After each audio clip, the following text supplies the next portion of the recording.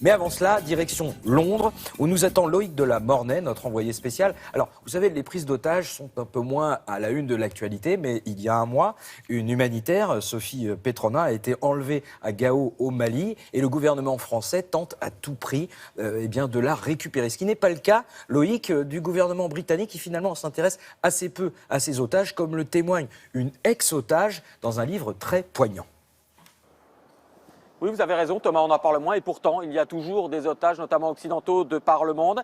Et une Canadienne a vécu ce que doit malheureusement vivre en ce moment l'otage française Sophie Petronin au Mali. Elle-même a été emprisonnée en Somalie par un groupe de militants islamistes et de là, elle en a tiré un livre qui sort en ce moment, écrit en anglais mais traduit en français et en une dizaine de langues et qui va d'ailleurs bientôt aussi être adapté au cinéma. Et cette femme, cette Canadienne, Amanda Lindhunt, était de passage à Londres. Pourquoi ? Parce que c'est ici, dans la capitale britannique, que se trouvent des sociétés privées très discrètes qui sont spécialisées dans la négociation pour la libération des otages. Pourquoi ? Eh bien parce que, à la différence du gouvernement français, les gouvernements anglo-saxons, canadiens, américains ou britanniques, eux, ne veulent pas payer pour la libération de leurs otages. Regardez ce reportage réalisé avec Laura Calmus. Voilà 8 ans qu'Amanda est sortie de l'enfer. Un enfer qu'elle a vécu pendant plus d'1 an et qu'elle décide de raconter dans un livre tout juste sorti en français. En 2008, cette jeune Canadienne est une journaliste ambitieuse mais peu expérimentée. Elle est déterminée à se rendre dans les zones les plus dangereuses au monde. Après l'Afghanistan puis l'Irak, elle se rend dans un camp de réfugiés en Somalie avec un autre journaliste. Mais très vite, ils se font kidnapper. Je m'en rappelle comme d'un cauchemar au ralenti. Ils ont encerclé notre voiture, ils ont forcé la porte et je me suis retrouvée avec une arme pointée sur moi. Elle est placée dans une cellule sans aucun contact avec l'extérieur et pour amadouer ses ravisseurs, elle se convertit à l'islam. Mais au bout de 5 mois, elle tente de s'évader, se fait rapidement retrouver et sa détention devient une véritable agonie. Ils m'ont enfermée dans une cave noire sans lumière. J'étais enchaînée, je ne pouvais pas bouger. J'étais très peu nourrie.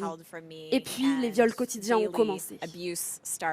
Pour survivre, elle fait preuve d'une force mentale et se raccroche à des images de bonheur. J'ai appelé mon livre « Une maison dans le ciel ». C'était ce lieu imaginaire où je pouvais me réfugier quand j'étais au plus mal. Ces bourreaux appartiennent à une milice islamiste et demandent près de 3 millions d'euros.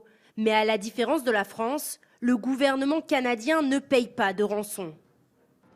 La famille d'Amanda fait appel à une société privée britannique qui va négocier avec les ravisseurs et trouver des moyens de financer la rançon. La Grande-Bretagne est pionnière en la matière et pour ses compagnies, c'est une transaction comme une autre. Il n'y a qu'un acheteur potentiel, c'est de son fils, de sa fille ou de son conjoint dont on parle. Les ravisseurs ne peuvent vendre l'otage qu'à un membre de sa famille. Alors il faut savoir s'entendre avec eux sur le prix.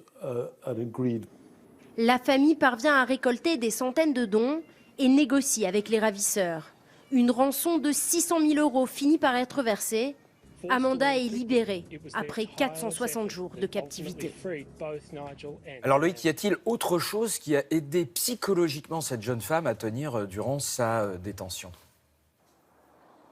Eh bien Thomas, ce qui a aidé la Canadienne à tenir, c'est une autre femme.